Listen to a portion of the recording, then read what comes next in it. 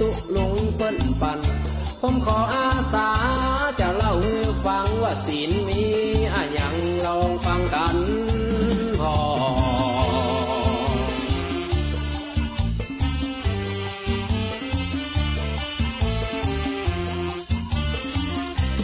ศีลข้อหนึ่งเป็นว่าปานา10 นิ้ววันตาเอาใจใส่ละเว้นชีวิตหมู่สัตว์น้อยใหญ่อย่าได้เข็นฆ่าทำลายมนุษย์เกิดมามีกรรมอย่าไปหยิบยืนความตายสุดแต่หมดมอดแม่งัวตัวควายมันก็กลัวตายกู้สิ่ง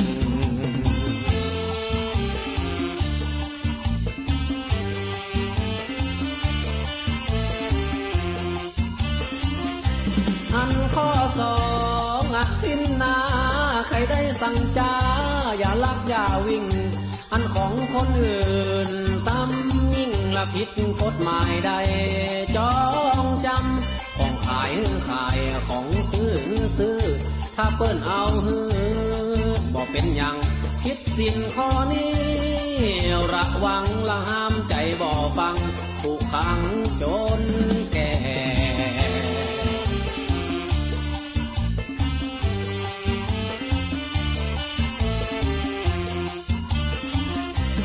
สินข้อ3กาเมปัญหามีนักแน่ถึงหันข่าวคราวบางคนปอแก่ลงข่าวว่าอักนาจารแฟชั่นสมัยละมันใส่เกินเหตุกิเลสตัณหาตาหันระวังพ้องเนื้อลูกไข่เมียมันละกาเมสำคัญบ่ใจสอนสั่ง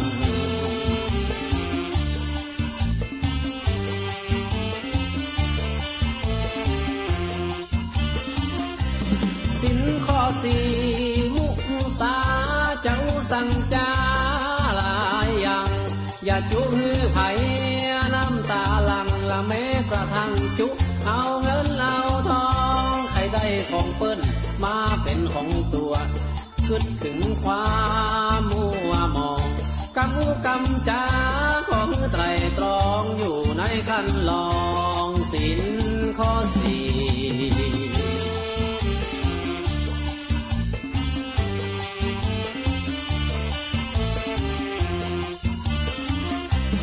สินข้อ5สุราเมรัยระวังภัยเนื้อนายน้องปีกินของมึนเมาเต็มตีบอกว่าเหล้าเถื่อนเหล้าอันตรายเรื่องพาหนะละเมาแล้วเอะอะผ่างโปกห้องตีแก้มเมียละบวมใส่โยงละขึ้นศาลขึ้นลงละเพราะเราเป็นเห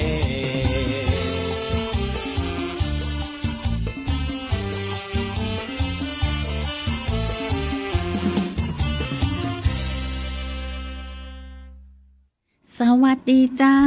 ซื้อสินทินล้านนามาแล้วเจ้าแอลชุดิการเราใช้รายงานตัวบ่าย2 โมงถึง3 โมงเจ้าจวนอุจาบกำเมืองล้านนาเฮาเจ้าคนเมืองแม่นก่อถ้าเป็นคนเมืองก็ต้องอู้เมืองแก่นถ้าเป็นคนเมืองแล้วบ่อู้กำเมืองแล้วจะฮือไผที่ไหนมาอู้กำเมืองตัวกันเนาะคุณผู้ฟังเจ้าอยู่พร้อมกับหมายเลขโทรศัพท์054-224-556เนอะ054-224-556เจ้า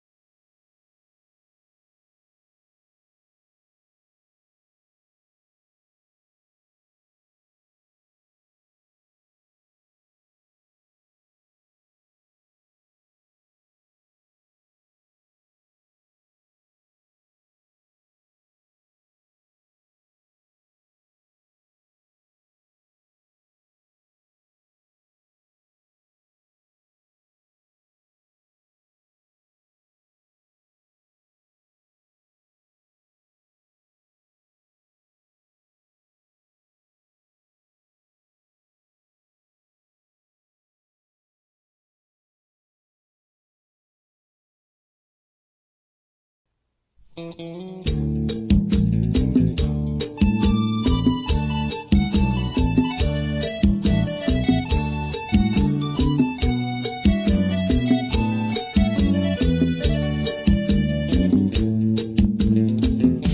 อกู้กันแล้วบ่ไปในเสียได้น้องเป็นเมียว่ำสองคลองเจ้ากุศลใบบุญไหลมาล้างเต้าตัวน้องนาวป้าใส่ผัวแป้ได้เป็นผัวน้องตายบ่กินแดงเหมือนได้คำแดงแป่งสายคอหอยกูแล้วบ่ถอยน้อนายน้องไทยกันปีเต็มอกน้องก็เต็มใจพี่ว่าอย่างใดใจน้องอย่างนั้นขอมอบใจกายให้นายน้องจันน้องก็หมายมันแต่พี่คนเดียวถ้าน้องเป็นได้อายจะฟันเป็นเกี่ยวน้ำหนึ่งใจเดียววันเกี่ยวหักมันน้องสุดตื่นตันฟังคำพี่ว่าเป็นคลั่งเตื้อบ่ละเก้าช้ำชาเนี่ยเป็นหมอยาบ่ลืมลาคนไทยว่าเป็นเพิ่งน้อยเมียขอเป็นดอกไม้ขอเป็นคนใจติดตามลามตัวน้องเป็นดอกไม้จะเก็บไว้ในสวยเป็นกันน้ำบวยจะไหลตัวน้ำมอน้องเป็นจังสองอหาจังไม้ได้กินกำฮักบ่สมัครกำหวานอยู่กันเมื่อนานกลัวน้ำตาลมันซองบ่จูเฮอเขบ่เตะลมบ่จูน้องบ่มหวานน้อคมนายต่างนอกสื่อแซ่บกว่าปลาแรดในใจรับรองนอกในหมดใสเปลี่ยนแกงกลัวนอนกินแหนงเจ้าแรงพี่ไทยกลัวอูนอกลิ้นกินจีนติดไข่ว่ากันล่ำไปน้อแม่อีปอเป็นก้างเป็นจวงน้อพ่อเมืองนอผู้หานี่หอปอในบอกมา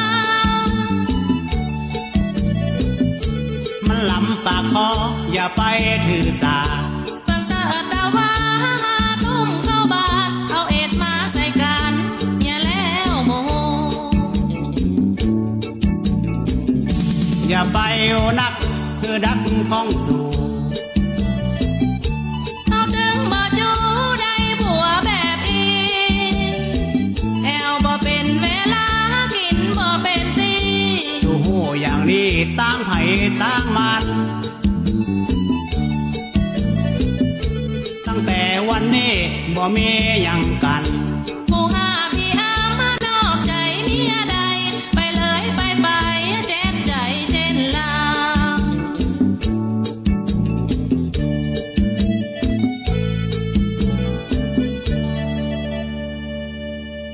ข้าวใหม่ป่ามันช่วงโปรโมชั่นอันยังก็ดีหมดเนาะแม้แต่น้ำต้มผักอย่างว่าหวานเนี่ยถ้าจะแต่นะคุณผู้ฟังมันก็เนาะว่ากันไปเจ้าแต่คนเฮาเนาะบางคนนี่อู้อยู่กันแม่ก็ไม้เท้ายอดตองกระบองยอดเพชรนะประเดี๋ยวนี้ยังมาถึง8-4ประเทียงกันตรงวันนี้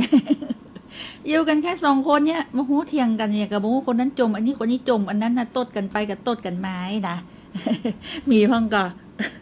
เป็นจะอันมีพ่องกอน้องแอลอู้ยังต่างหันนี่ดูอีน่ะอู้กันไปถึง5 กรัมในต่างคนแหมคนหนีเข้าสวนบางคนหนีเข้าปุ่นอย่างก็ห้องครัวอีน่ะ แล้วแต่ก่อนนู้บักก็ถึงแต่ก่อนที่ซอตัวจีบเบิ้ลเนี่ยกะเนาะว่ากันไปกูแต้เป็นกระตึ้งอยู่ด้วยกันจนเฒ่าจนแก่กะบางคนก็ถูกรางวัลที่1บางคนก็ถูกเลขใต้2ตัวบางคนก็ถูกอย่างก็ ได้ท้าย3ตัวรางวัลที่2ที่5อันว่าไปนะเจ้าอันนี้คือกู้กิมเนาะแต่บางคนบอกว่าเหมือนถูกหวยเลยนะบ่ถูกสักรางวัลเนี่ยแต่อยู่กันจนเฒ่าจนแก่จนล้มหายตายจากกันไปเจ้าเปิดนโยบายสำคัญอนุทินนะเจ้ารัฐบาลนายกอนุทินเจ้า5ด้าน15นโยบายสำคัญวันนี้มีการแถลงนโยบายต่อรัฐสภานะเจ้ามีใครได้ติดตามพ่องนะเจ้าสามารถที่จะติดตามได้เนาะทางเพจของสวทลำปางของเฮาก็ได้อัพขึ้นเพจแล้วนะในการแถลงนโยบายนะเจ้าของรัฐบาลนายกอนุทินชาญวีรกุลนะเจ้าซึ่งเป็นการประชุมร่วมกันของรัฐสภาครั้งที่1สมัยสามัญประจำปีครั้งที่1เป็นพิเศษนะเจ้าเพื่อให้คณะรัฐมนตรีได้แถลงนโยบายต่อรัฐสภาตามมาตรา162ของรัฐธรรมนูญแห่งราชอาณาจักรไทยวันนี้เริ่มมาตั้งแต่9 โมงเช้าเนี่ยเจ้าที่อาคารรัฐสภากรุงเทพมหานครเนาะดูย้อนหลังก็ได้นะใครที่ไม่ได้ดูในช่วงเช้าที่ผ่านมานะเจ้าถึงประเด็นสำคัญนะปักหมุด5ด้านเลยนะเจ้า15นโยบายสำคัญของรัฐบาลนายกอนุทินซึ่งได้แถลงต่อที่ประชุมรัฐสภาเสาร์9 กันยายน 2568วันนี้นะเจ้าทั้งหมด5ด้านด้วยกันหมุดหมาย5ด้านมีด้านอย่างพ่องนะเจ้าก็มีด้านเศรษฐกิจด้านความมั่นคงด้านสังคมด้านภัยธรรมชาติและสิ่งแวดล้อมด้านการบริหารภาครัฐการปฏิรูปกฎหมายนะเจ้าอย่างด้านเศรษฐกิจก็คือการกระตุ้นเศรษฐกิจด้วยคนละครึ่งสร้างรายได้ลดรายจ่ายเจ้าด้านความมั่นคงแก้ปัญหาชายแดนสร้างสันติภาพด้านสังคมก็ปราบโกงต้านพนันรักษากฎหมายนะเจ้าส่วนด้านภัยธรรมชาติและสิ่งแวดล้อมก็ผลักดันพลังงานสะอาดสังคมคาร์บอนต่ำรัฐบาลทันสมัยการบริหารภาครัฐการปฏิรูปกฎหมายเนาะพัฒนารัฐบาลดิจิทัลเจ้าอันนี้ก็มุ่งมั่นในการแก้ไขปัญหาที่ประเทศกำลังเผชิญอยู่และก็วางรากฐานการพัฒนาขีดความสามารถอย่างยั่งยืนจัดทำประชามติแก่ในส่วนของการแก้รัฐธรรมนูญโดยรับฟังเสียงจากประชาชนเจ้าอันนี้เป็นการปักหมุด5ด้านเลยนะเจ้าอย่างที่บอกไปเนาะคุณผู้ฟังเจ้าว่าจะเป็นด้านต่างๆเนาะอย่างที่นำเรียนคุณผู้ฟังไปนี่นะ5ด้านนะ5ด้านมีด้านอย่างพ่องอินะเจ้าด้านความมั่นคงนอกจากเห่งแก้ไขปัญหาใจแดนไทยกัมพูชานะเจ้าอันนี้เป็นก็บอกว่าด้วยกระบวนการสันติภาพนะเห่งแก้ปัญหาใจแดนภาคใต้ตัวนะเจ้านอกเหนือจากการเห่งแก้ไขปัญหาใจแดนไทยกัมพูชาก็มีเห่งแก้ปัญหาใจแดนภาคใต้ตัวอันนี้คือด้านความมั่นคงนะเจ้าส่วนด้านสังคมเนาะด้านสังคมนะเจ้าด้านสังคมก็เป็นหมุดหมายเหมือนกันเนาะในส่วนของรัฐบาลของนายอนุทินนะเจ้านายกรัฐมนตรีก็จะมีการปราบปรามการพนันเนาะนี่ด้านสังคมนะเจ้าปราบปรามการพนันผิดกฎหมายทุกรูปแบบแก้ปัญหาทุจริตและประพฤติมิชอบอย่างเด็ดขาดนะเจ้าพิทักษ์คุ้มครองพุทธศาสนาและศาสนาอื่นๆรักษาหลักนิติธรรมบังคับใช้กฎหมายอย่างจริงจังนะเจ้าเอาผิดนะเจ้าการที่ใช้กฎหมายและเป็นห้องว่าและเจ้าหน้าที่ของรัฐเพื่อประโยชน์ของที่เป็นบอกว่าเพื่อประโยชน์ทางการเมืองเนี่ยก็จะมีเนาะว่าการที่รักษาหลักนิติธรรมเนี่ยบังคับใช้กฎหมายอย่างจริงจังนี่คือจะได้ก็คือเอาผิดผู้ละเว้นการปฏิบัติหน้าที่ในการปราบปรามยาเสพติดนะเจ้าบ่อนการพนันอาชญากรรมไซเบอร์เอาผิดการใช้กฎหมายและเจ้าหน้าที่รัฐเพื่อประโยชน์ทางการเมืองนี่นะนี่คือด้านที่เป็นหมุดหมาย5ด้านนะคือด้านสังคมเนาะพอด้านสังคมแล้วในส่วนของด้านภัยธรรมชาติและสิ่งแวดล้อมอันเนี้ยก็สำคัญนะเจ้ารัฐบาลกับ เป็นมุดหมายสำคัญเนาะที่จะต้องดำเนินการโดยเฉพาะเรื่องของปัญหาภัยธรรมชาติที่เราเผชิญอยู่และก็เรื่องของสิ่งแวดล้อมเนี่ยรัฐบาลก็ให้ความสำคัญในด้านนี้นะเจ้าก็คือสิ่งแวดล้อมเนี่ยจะต้องผลักดันพลังงานสะอาดสังคมคาร์บอนต่ำนะเจ้าที่ได้มีการแถลงส่วนด้านการบริหารจัดการภาครัฐนะเจ้าด้านการบริหารจัดการภาครัฐนี้ก็จะเร่งรัดการพัฒนารัฐบาลดิจิทัลนะเจ้าอันนี้นี่ในยุคปัจจุบันเนาะสังคมเราก็อยู่ในยุคดิจิทัลรัฐบาลก็จะผลักดันในเรื่องของรัฐบาลดิจิทัลนะเจ้าแล้วก็เสนอกฎหมายยกระดับการบริหารงานภาครัฐให้ทันสมัยเห่งในการปฏิรูปกฎหมายลดภาระนะเจ้าประชาชนแล้วก็ภาคธุรกิจโดยส่วนแหมด้านหนึ่งบ่แป้ด้านอื่นๆเลยก็คือเรื่องของด้านเศรษฐกิจนะเจ้านายกรัฐมนตรีนี่ก็เน้นย้ำเรื่องของการสร้างรายได้ลดรายจ่ายนะเจ้าอันนี้เป็นจะใดก็คือว่าด้านเศรษฐกิจนี่ก็จะมีการกระตุ้นเศรษฐกิจด้วยคนละครึ่งสร้างรายได้ลดรายจ่ายเจ้าต่างรัฐบาลของนายกอนุทินก็มุ่งมั่นแก้ไขปัญหาที่ประเทศกำลังเผชิญอยู่นะเจ้าวางรากฐานการพัฒนาขีดความสามารถอย่างยั่งยืน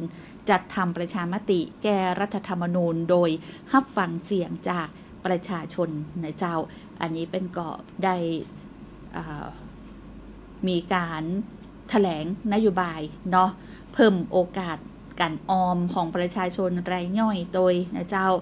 แก้ปัญหาผลกระทบจากสงครามการค้านะเจ้ามีการจัดตั้งทีมไทยแลนด์ยกระดับกู้ค้าเดิมเพิ่มเติมตลาดใหม่ดูแล SME เกษตรกรที่ได้รับผลกระทบแล้วก็สร้างสภาพแวดล้อมการลงทุนที่ทันสมัยและก็เอื้อต่อการแข่งขันในปัจจุบันและอนาคตเจ้า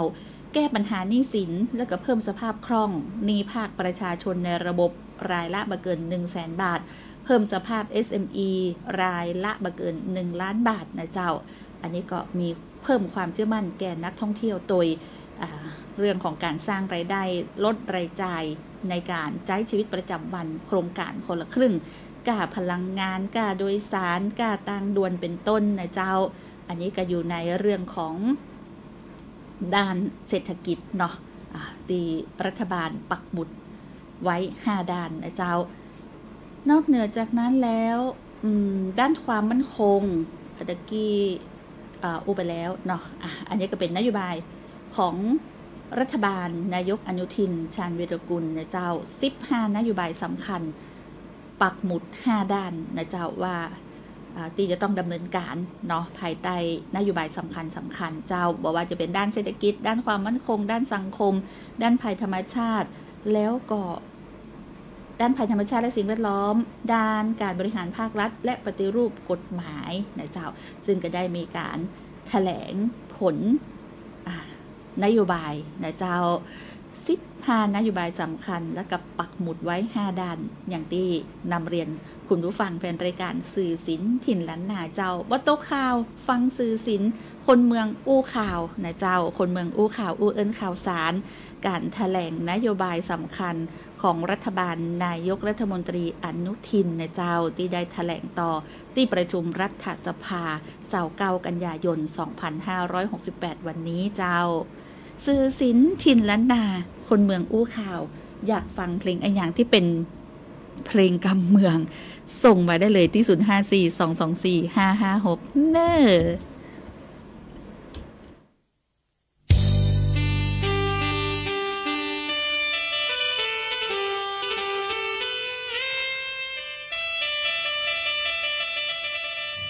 ยา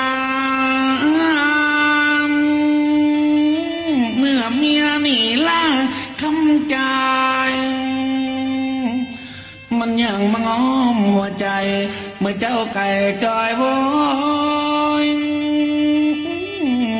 อย่างอีตกป่าไม้เมียนี่มันง้อมยามบ่มีกูสอน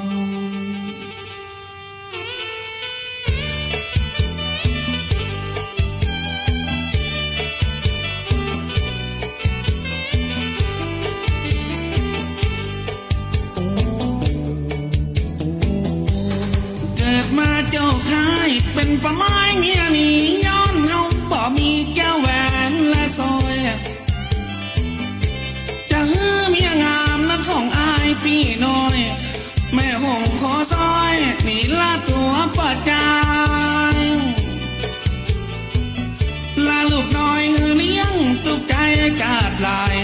ตัวของอีนายนี่ออกจากบ้านนายจึงว่าสงสารลูกน้อยอีดองเมื่ออายตุกยากเจ้านายเจ้าแนงหาเจ้ากินแรงยังอดบ่ได้ลาลูกของตัวนี่ผัวคนยากไรยำลูกเจ้าให้น้ำตาพี่ย้อยลงมาเอ็นดูลูกน้อยที่ให้ห้องหาถามว่าแม่มารดาไปไหนพ่อเจ้าน้ำตาของเฮาไหลลงอาบย้อยบ่จังจะบอกคือลูกของผมลูกให้หิวนมไปเอาน้ำมาปนกลัวลูกเจ็บเป็นนั้นตัวใครหัวหอนกลัวจะเดือดร้อนเมื่อบ่มีเงินทุกใจแต่ลำบากเหลือเกินมัวรับจ้างหาเงินจนเมียหนีล่างอายน้ำตาบ่ใจไหลมาบ่ยางหันอายนี่ตุกเจ้าก็นายนี่กันคิดว่าดีก็ไปเตอะน้องน้อยอยู่กับอายมันจนบ่มีแบ่ง500บ่มีปัญญาซื้อซอยตัวเมียงามลาลูกลืมผัวป้าก็บ่ถามใจเจ้าคนงามอย่างมืดดำอย่างอีโอ้ป้าไม้เมียนี้บุญบ่มีอย่างกับหันอายนี่ตุกเจ้าก็นายนี้กันคิดว่าดีก็ไปเตอะน้องน้อยอยู่กับอายมันจนบ่มีแบ่ง500บ่มีปัญญาซื้อซอยตัวเมียงามลาลูกลืมผัวป้าก็บ่ถามใจเจ้าคนงามอย่างมืดดำอย่างอีโอ้ป้าไม้เมียนี้บุญบ่มีอย่างกับ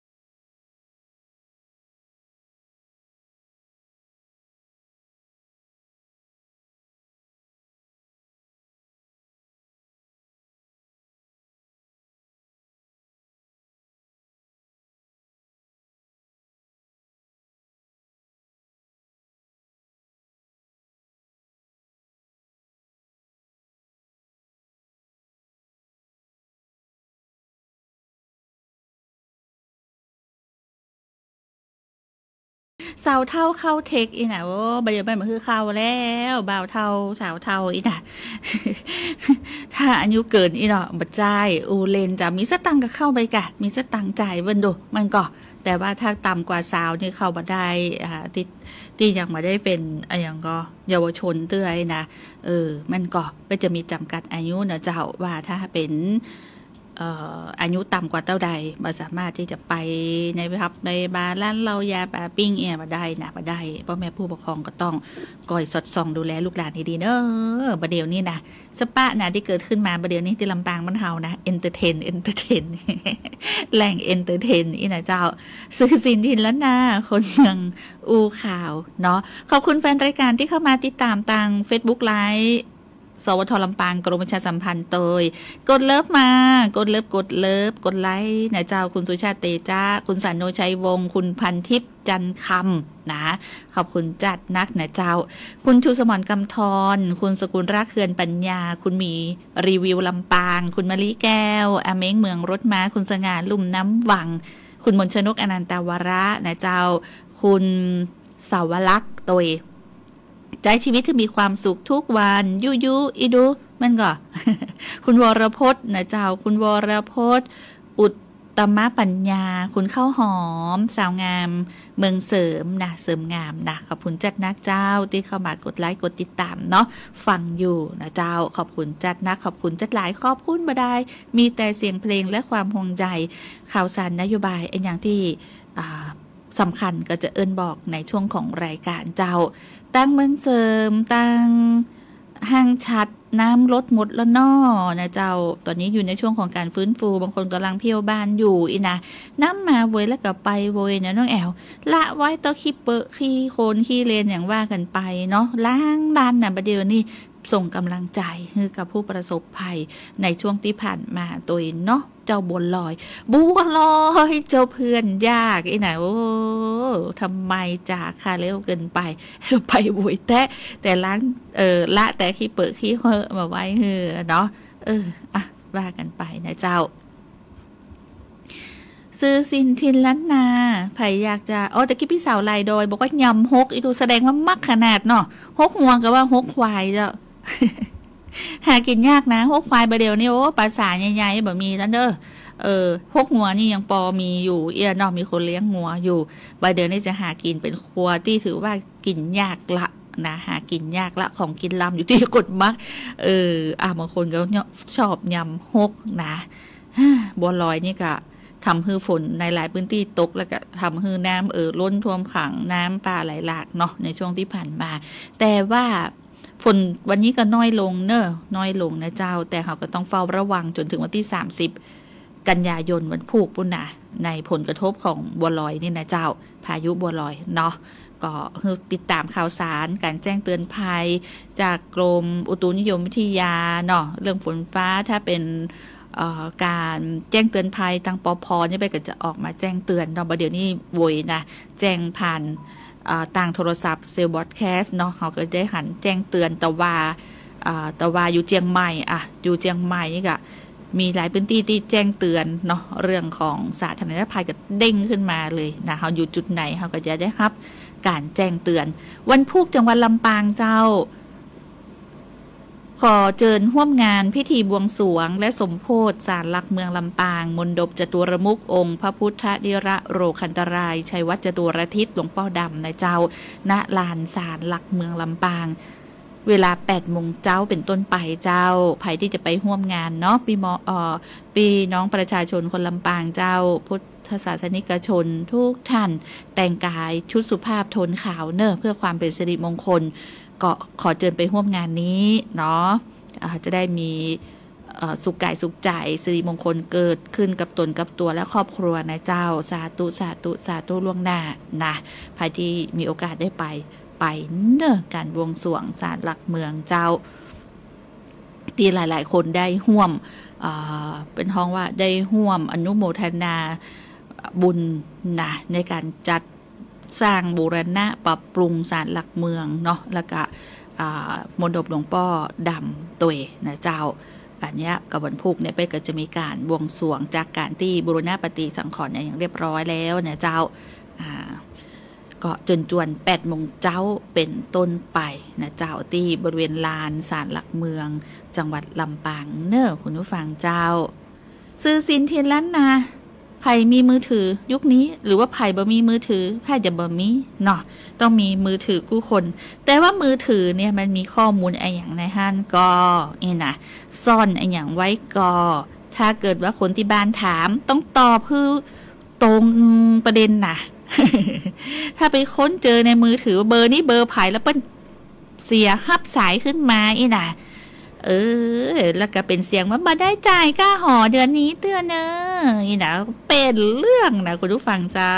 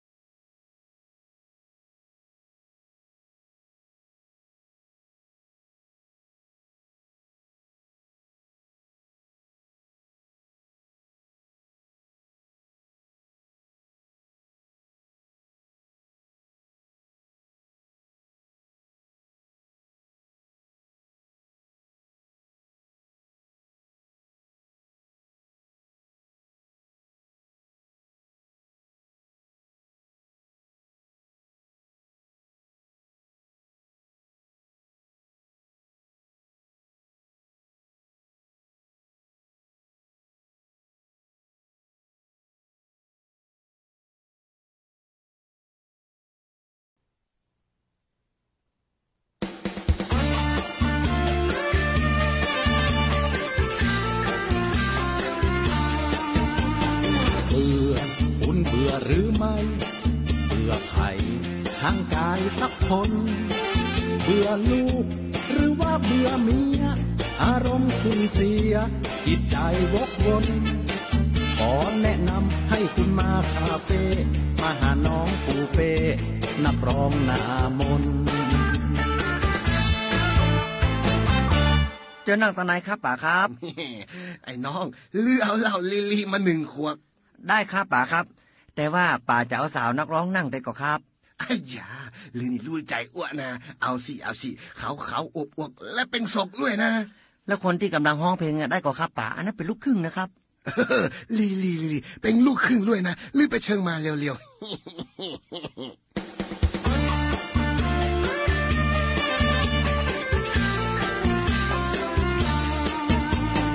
อิ่มคุณอิ่มหรือไม่อิ่มกายอิ่มรสอารมณ์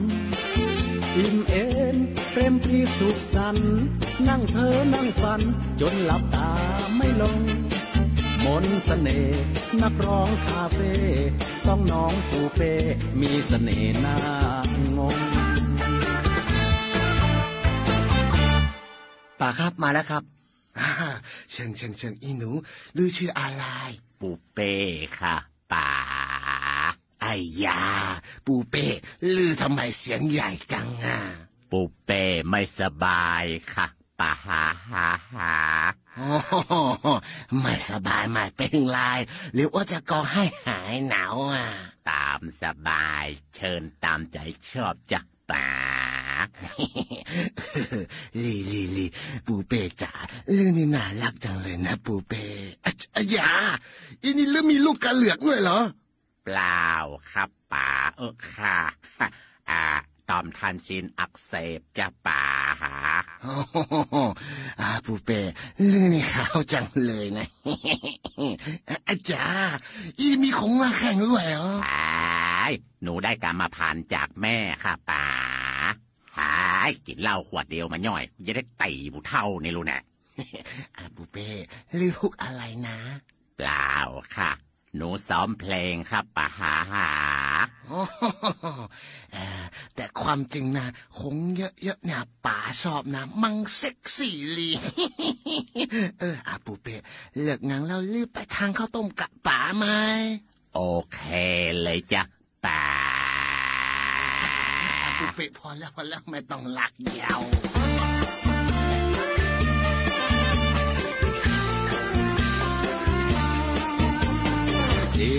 เรื่องจริงหรือไม่ออกเงินไปอะไรก็ยอมแม่น้ำมันหยดลงหินทุกวันหินมันยังกร่อนใจคนหรือจะมีแน่นอนต้องยอมใจอ่อนเพราะเงินป้า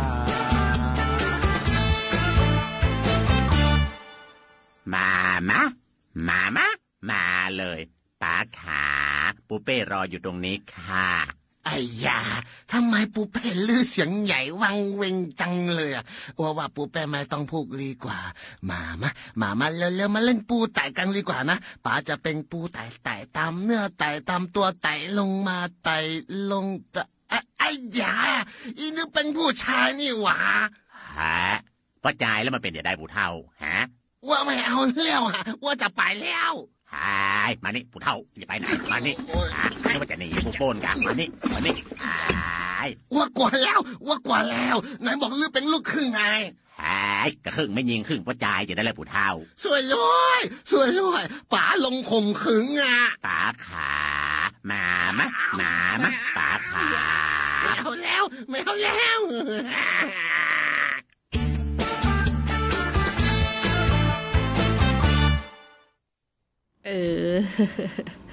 เป็นจะอันไปเหี่ยคุณผู้ฟังเจ้าสื่อสินเทียนล้านนาเวลาป้อทบโวยแต่เหมือนอู้ไป3 กำเจ้าคุณผู้ฟังเจ้าบ่าย 2:56 นาทีปอจะ57ละไผ่ขอเพลงอย่างมาถ้าเปิดบัตันนี่นะก็ต้องขอสุมาตัวเนาะหอมปอยเป็นเพลงนี้เพลงเดียวกันแล้วกันเนาะถ้าจะเปิดเพลงคือครบกู้คนที่แนะนำมารับรองเปิดบัตันแน่นอนเพราะเวลาหมดเวลาเสี่ยงแหกก่อนวันพรุ่งมาติดตามใหม่เจ้ากับรายการสื่อศิลป์ถิ่นล้านนาแอลชุติการเราชัยต้องนำรายการจากลาแต่เพียงเต้าอีขอบคุณจ้านักในการติดตามรับฟังเนื้อเจ้าสวัสดีเจ้า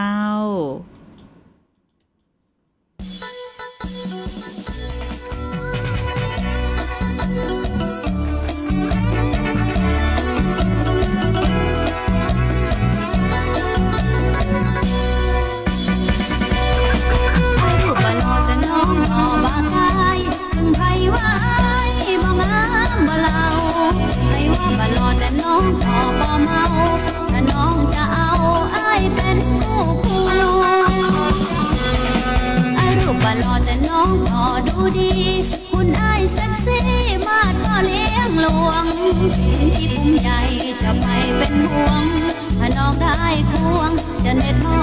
บใจขออย่างเดียวอย่าเจ้าชู้อย่ามันเปลี่ยนกูเป็นคนหลายใจพักเดียวใจเดียวบักเดียวยิ่งใดจะแค่ทำไม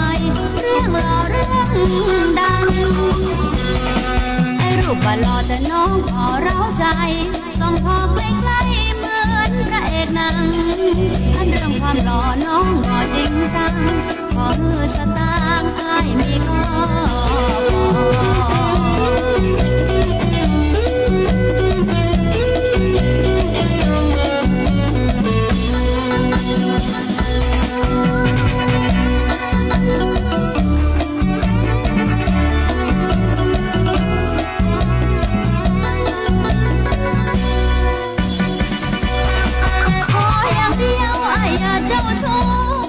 มันเปลี่ยนกู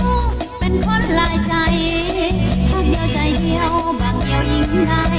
อยากแค่ทำไมเรื่องรอเรื่องดังไอ้รูปบ่หล่อแต่น้องขอเร้าใจส่องพอใกล้ๆเหมือนพระเอกหนังอันเรื่องความหล่อน้องก็จริงจังขอมือสตางค์ให้มีก็พอ